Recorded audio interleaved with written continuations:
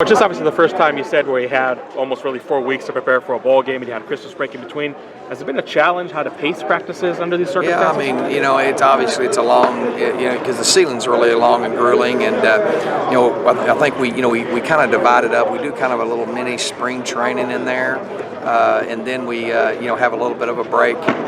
That's about the first 5 or 6 practices, and then we have a little bit of a break, and then we really start getting ready for the bowl game. And we followed a similar schedule to a lot of the teams that are in the BCS bowls, because we're playing on the 2nd, so we taking the 4 days off for Christmas is something that we haven't done that before, but I think it's really good. But you got to get them back, got to get in game week mode, and that's the challenge, is getting them up, and because this game's all about discipline and who wants it, who wants it the worst. That's what it's about. And again, going to bowl games, there's only one option. If you're going to have a positive experience, you have to win. Did you see that urgency today, or you guys? Yeah, I thought we had a good day. I mean, but there's, we always ask those questions. There's the weeks where I thought we had a great week of practice, the week of USC.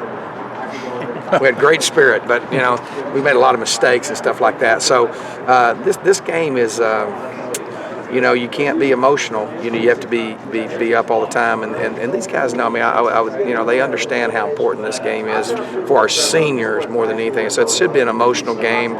I like the fact that it's here and should have a lot of their families and stuff there. So there's no excuses. This is a game, an opportunity to this is the 5th straight bowl game for us, 4th since I've been here, and we need to go win this thing. And that's something that we've taken pride in the past, and we've learned one lesson. We don't want to learn that again. Just going to ask you, what particular problems does West Virginia present to you? They're a really good football team. They obviously their run game. 2 really good running backs, explosive receivers on the outside, very, very skilled. I was trying to think of someone they remind me a lot of UCLA.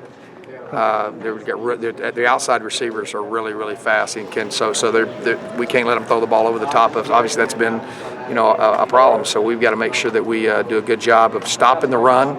These guys are load to tackle. I mean, we've been really good against the run, but these guys very formidable running attack, and we've got to do a great job of that. And then you can't give up cheap ones. We got to tackle in space, and so. That's basically the 3 things we got to do. I think it'll boil down to takeaways. It'll be I think 2 very evenly matched teams, and be a heck of a game. I think we got to play well. Yeah, we got to play well. Two teams that like to score, it seems like, too. I know it's hard to predict going in what a game's going to turn out like. I think everybody likes to score, but it's probably the team plays best defense will win. What do you tell your seniors going into this game? We're together every day, so there's not a lot of things going into the game. We go into the key components to winning the football game and what we got to do, and we're trying to enjoy. We've enjoyed this process. Obviously, the bowl is for them to get extra practices and build the program. So it is for there's benefits to the youth, and then for the seniors, it's about really honoring and cherishing that last bit of time you have together. And this group has been really special. If you look at collectively what we've done over the last 4 years, it's been a really special group. So we've just talked a lot about the only way to end this thing for them is to end with a bowl win. Does Smallwood, their running back, Todd, remind you of anybody in the Pac-12? That's a tough. He's really good. Mm-hmm. He's just different. Maybe Oregon is Addison. Is Addison? Is I say that right? Allison? Is it Allison or Addison? What's Oregon's running back? Royce Freeman. Is it Royce? Yeah. Okay, Royce Freeman. 21. Right. That dude. Yeah. yeah. I got my mind's on these boys here. Yeah. Got a lot of power. Their running backs are very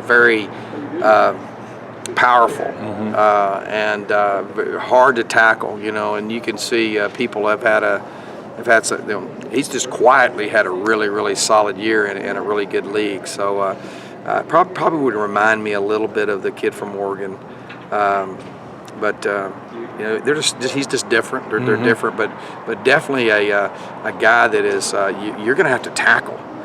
They're going to bring it. They're physical.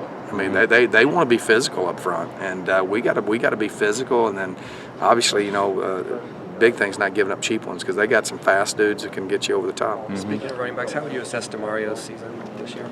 I think he had a really good year. I think he was solid. I think, we ran the football really well. I mean, I think we've ran it the best we've ran it, in our history here in the 4 years we've been here. I think he and Kalen both had really good years running the football. Now, obviously, there's things that we can get better on and all that, but, he was solid. I'd give him I think he answered the call to his sophomore year. I challenged him to do that. I said, sometimes the hardest thing to do is expectations, and he met the expectations, I think, and did a great job. And just got to continue to get better. He's a warrior. They're a great combination, but I think, I thought he did really well. That's something that the run game didn't let us down. DJ Calhoun worked a little bit at Spur at the beginning of last year, and now this year he's working there before the bowl prep. What does he bring to the position? Depth. Obviously he's a will linebacker, and we're trying to, just get our best guys on the field by certain groupings, and so we've been repping him there a little bit. You've had such a nice run here the last 4 years. I mean, how would you assess the way the program's gone and the way you've gone? I tell you, you look outside the window there and see the new stadium going up, new, student athletic or football complex going in. These guys have given me everything they've had.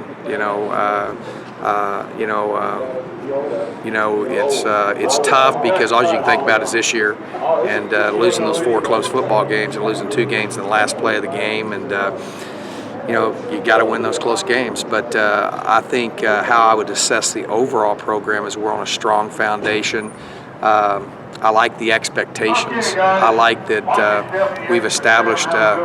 People are upset if we don't win at the level that we're at, and that's a good thing. That's not a bad thing whatsoever. But I think that these seniors and what we've done, I'm very, very proud of. Not only what we've done on the field, off the field, in the classroom, in the community, because it's all tied together in the future success. So I think we've laid a strong foundation, and I'm proud of the work that we've done here. I'm very, obviously, when I look at it.